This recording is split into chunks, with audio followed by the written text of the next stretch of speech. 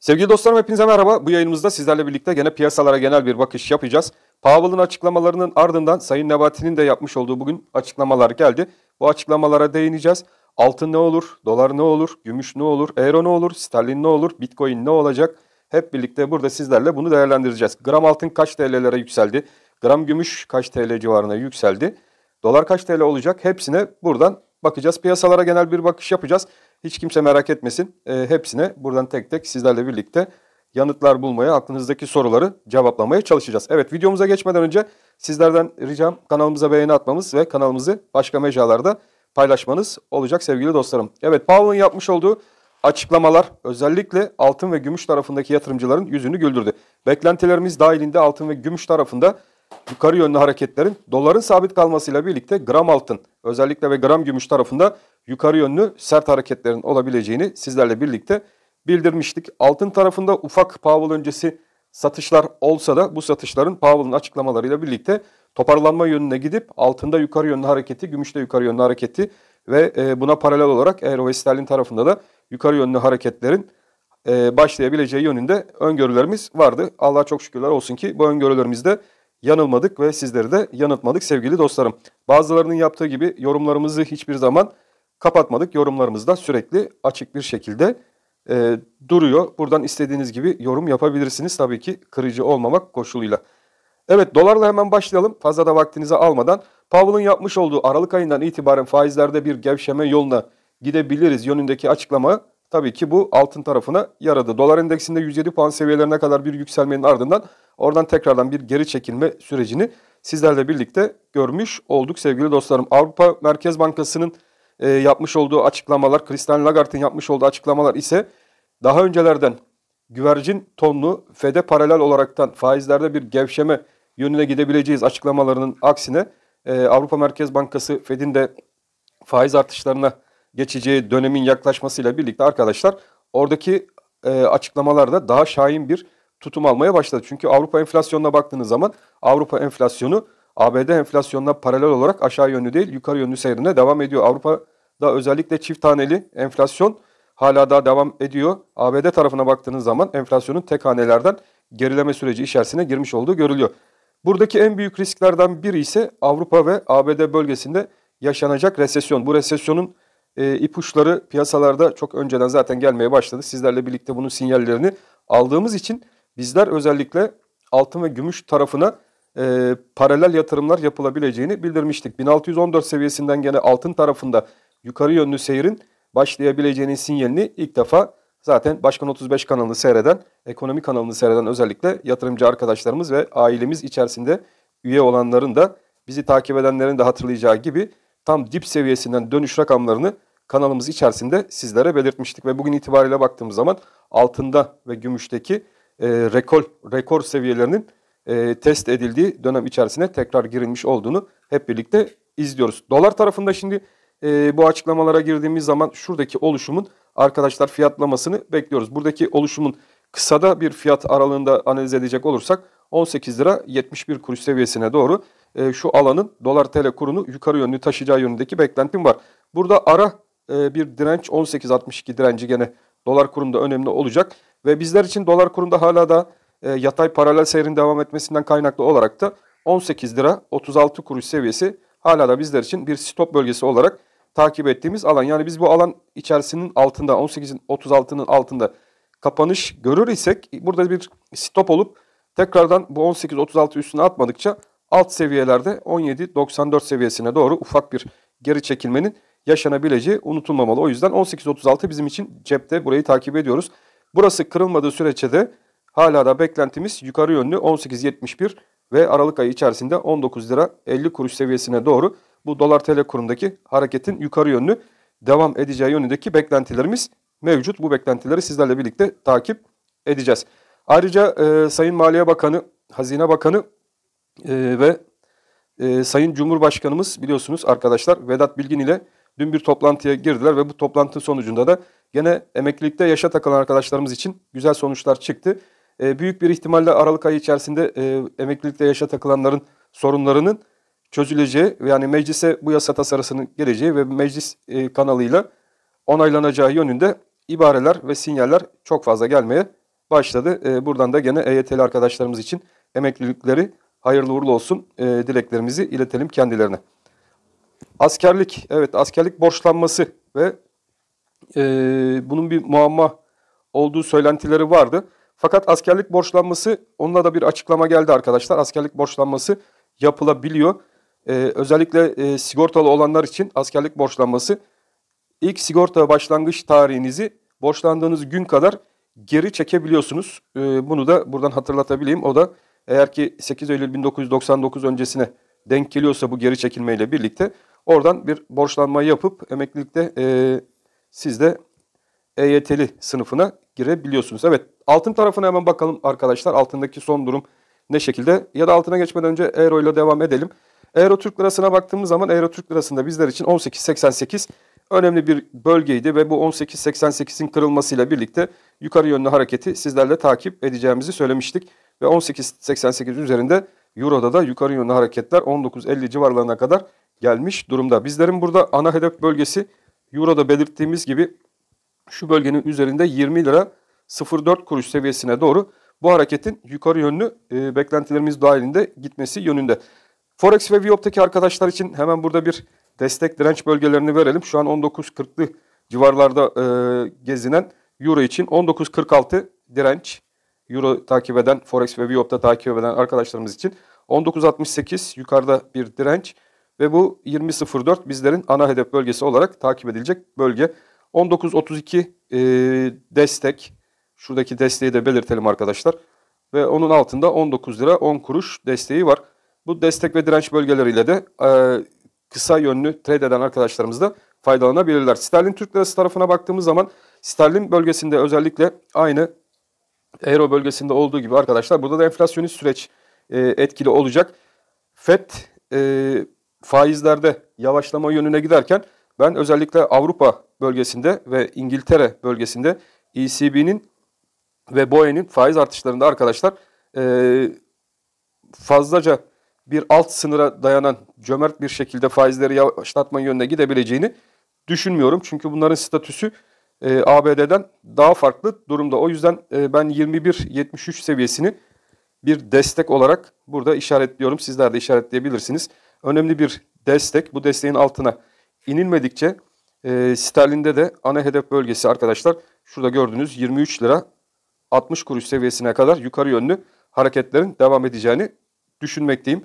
Burada da gene destek ve direnç bölgelerini verecek olursak şu an 22.67'de bir direnç bölgemiz var. Burayı işaretleyelim. 22.67 direnç sterlinde. Onun üzerinde gene takip ettiğimiz 22.85 direnç bölgemiz. 23.15 ve ana hedef bölgemiz 23.60 seviyesine doğru bu hareketlerin devam etmesi beklentilerimiz var. Destek olarak takip edilecek alanlarda ise 22.37 ve 22.07 bölgeleri de bizler için destek olarak sterlinde takip edilecek alanlar şeklinde düşünülebilir. Evet, altın tarafına hemen geçelim. Ons altınla başlayalım. Gram altın, gram gümüş, ons gümüşle gene devam edelim sevgili dostlarım. Ons altın tarafındaki hareketlilik bizler için bakın tam şuradaki alanı sizlerle birlikte takip ediyoruz. Bunun fiyatlaması beklentimiz dahilinde. Buranın kırılıp yani bunun içinde bizim için bir 1805 dolar seviyesi önemli olacak. Buradaki fiyatlamanın yukarı yönlü bizleri ilerleyen günlerde 1930 dolarlar seviyesine doğru ons altının çekmesi beklentilerim devam ediyor. O yüzden ons altın tarafında FED'deki yavaşlama sürecinin, faizlerdeki arttırımın yavaşlama sürecinin de devreye girmesiyle birlikte altında yukarı yönlü beklentimiz kısada 1800-1805 dolara doğru devam edecek. Şimdi 1805 dolarda çizdiğimiz bakın şuradaki bir direncimiz var. Bu direnç önemli olacak. Bu direncin üstünde gene takip edeceğiniz 1828 dolar seviyesi. Onun üzerinde 1871 dolar seviyesi ve buradaki hareketinde 1941 dolara kadar yukarı yönlü altının onsunu yukarıya taşıyacağı yönündeki beklentilerim mevcut. Destek olarak takip edeceğimiz önemli alanlar 1715 üzeri kalındıkça burada geri çekilmeler, yukarı yönlü hareketler olması gayet normal. Geniş bantta baktığınız zaman da 1758-1715 artık bizler için önemli iki destek bölgesi haline gelmiş durumda. Ve bu 1715 üzerinde kalındıkça biz buradaki yükselişin 1941 dolar seviyesine kadar altının onsunu yukarı yönlü taşıyacağı yönündeki beklentimiz var. Yani şuradaki alan kadar bizler sizlerle birlikte yukarı yönlü bu hareketi takip edeceğiz altın yatırımcısı arkadaşlarımız için. Gram altın tarafına hemen geçelim. Gram altın tarafına baktığımız zaman da orada da güzel hareketler var. Gram altın yatırımcıları 1060 rekor seviyesini yukarı yönlü kıran bir altın. Şimdi buradaki arkadaşlar alan bizler için şuradaki kırılımı sizlerle zaten takip ediyorduk. Ve bu kırılımın gelmesiyle birlikte buradaki alan kadar yukarıya yönlü bir hareket yapacağız. Buradaki hareketimizde 1100 TL'lere doğru giden bir gram altını biz sizlerle birlikte takip edeceğiz. O yüzden şu alan artık güzel bir bizler için direnç alanı olmuş durumda. Buradaki direnç alanı da nedir? 1035 desteği. Bu destek, bunun altında da 1025 desteği. İki tane güzel bölge gram altın takipçisi arkadaşlarımız ve yatırımcılarımız için önemli bir destek haline gelmiş durumda. 1025 bizim özellikle yükseliş kanal desteğimiz 1025 ve buradaki geniş bant aralığımız ise 1100. Bakın arkadaşlar şuradaki 1100. Yani buradaki hareketin 1100 TL'ye kadar yukarı yönlü devam etmesini bekleyebiliriz. Ta ki 1025 altında bir kapanış olmadığı sürece. O yüzden 1025 altında bir kapanış görmedikçe burada altının gram tarafında bir panik yapılacak herhangi bir durum yaşamayacaksınız. Tabii ki hepinizin kar marjları, ödeme yapacağınız alanlar ve durumlar olabilir. O yüzden bu verdiğim destek ve direnç üzerlerinde gene kendi kar realizasyonlarınızı kendiniz yapabilirsiniz. 1025 desteğiyle başlayan yükselişimizin 1050 bölgesi artık bir destek bölgesi haline gelmiş durumda. Bu iki bölge destek olarak 1076 şu an en yakın direnç bölgemiz. Buranın test edileceği en kısa zamanda 1090, 1100 seviyelerine doğru bu hareketinde yukarı yönlü devam etmesi beklentilerim dahilinde sevgili dostlarım. Gümüş tarafı hemen geçelim. Gümüşün onsuyla başlayalım. Gümüşün ons tarafında da 22 dolar 10 sent civarlarında bir hareket. Bu hareket bizim için güzel bir hareket. Burada da gene oluşum olarak takip ettiğimiz alan şu bölge ve bu bölgenin 24 dolarlar seviyesine doğru ilk etapta gümüşün ons bazında yukarı yönlü hareketini tamamlayacağı yönünde. Şurada bir oyalanma olabilir. Bakın gayet normal. Şuradaki oyalanma olabilir. Yani şu bölgeden düzeltme hareketleri gelebilir gümüşte 22-25 civarlarından. Buradaki düzeltme nereye kadar olabilir? Gene panik yapılmaması gereken bir alan 20.80. 20.80 önemli bir bölge. Şu 20.80 önemli bir destek bölgesi. Sıkı bir şekilde takip edilmesi gereken. Yukarıda 22, şurası bakın 22-25 seviyesindeki direnç de önemli bir direnç olacak. Burayı direkt yukarı kırması durumunda arkadaşlar. Biz burada hareketlerin 24 dolara kadar yukarı yönlü bu gümüşün ons tarafında çıkmasını bekleyebiliriz. Şuradaki bir satıcılı alanımız var.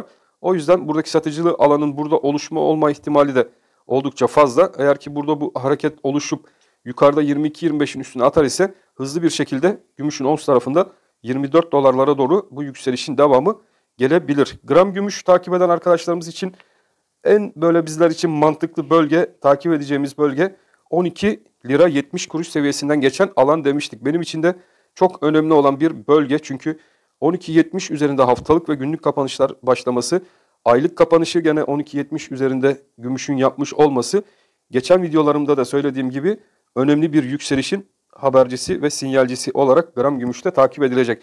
Burada artık 13 lira 40 kuruş bizlerin ilk takip edeceği bir direnç. Bakın 13 lira 40 kuruş ilk direncimiz ve bunun yukarı yönlü kırılmasıyla birlikte 14 lira 10 kuruş seviyesi artık bizler için kısada takip edeceğimiz bir önemli hedef bölgesi haline gelmiş durumda. Destek olarak hala da 12.70 desteği bizler için önemli ve buranın güçlenmesi, kuvvetlenmesi demek ilerleyen aylar içerisinde gümüşün gram tarafında özellikle bizi 16 lira 42 kuruş seviyesine kadar götürecek hareketin başladığı bir bölge olarak takip edeceğimiz alanlar içerisinde olacak sevgili dostlarım.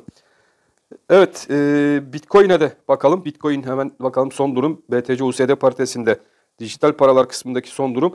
Burası da Powell'ın yapmış olduğu açıklamalarla birlikte özellikle 17.000 dolar seviyesi üzerine doğru hareket başlatmış durumda arkadaşlar. 17.850. Evet, şuradaki bir 17.850 seviyesine doğru Bitcoin'de yukarı yönlü bir hareketin gelebileceğini sizlerle birlikte daha öncelerden düşünmüştük ve bunun çalışmasını da yapmıştık. Bizler için ne demiştik arkadaşlar? 15.000 dolar seviyesi önemli. 15.000'in altında bir kapanış olmadıkça 17.000 seviyesine doğru, 17.850 seviyesine doğru bizler bir yukarı yönlü hareket yaşayabiliriz. Şimdi burada önemli olan şuradaki 17.850'nin üzerine bizler atabileceğiz mi? Eğer ki burayı Bitcoin takip eden arkadaşlarımız için bu seviyenin üzerinde kapanışlar başlayabilirse bir nebze de olsa Bitcoin burada bir rahatlama süreci içerisine girebilecek. O yüzden 17.850 önemli bir bölge. 16.760 gene sizler için takip edilecek bir destek. Bakın şurası bir destek sizler için. 16.760 bölgesi bir destek ve aşağıda da 16.100. Bu iki desteği takip edeceğiz. Bu iki destek üzerinde kaldıkça 17.850 direncinin kırılıp kırılamayacağını takip edeceğiz. Kırılamazsa buradan tekrardan 16.760 seviyesine doğru düzeltmeler de yaşayabiliriz.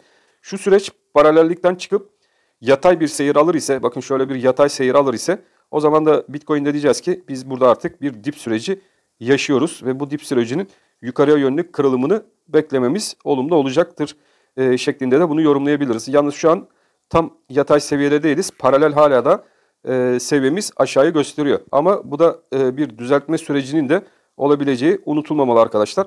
Ne zaman ki burada bir paralelliği yakaladığımız zaman yukarıdaki çizdiğim gibi bir yatay seyir yakalayabilirsek o zaman buradaki dip sürecinin başlamış olabileceği ve yukarıdaki kırılımla birlikte hareketlerin tekrardan yükseliş yönünü alabileceği de unutulmamalı. Evet, elimden geldiği kadar piyasaları sizlerin anlayabileceği bir şekilde yazaraktan anlatmaya çalışıyorum. Sizlerin de videolarım hoşunuza gidiyorsa kanalımızı tekrardan beğenmeniz bizler için iyi olacaktır sevgili dostlarım. Ben hepinizi çok seviyorum. Hepiniz Allah'a emanet olun. Hoşça kalın.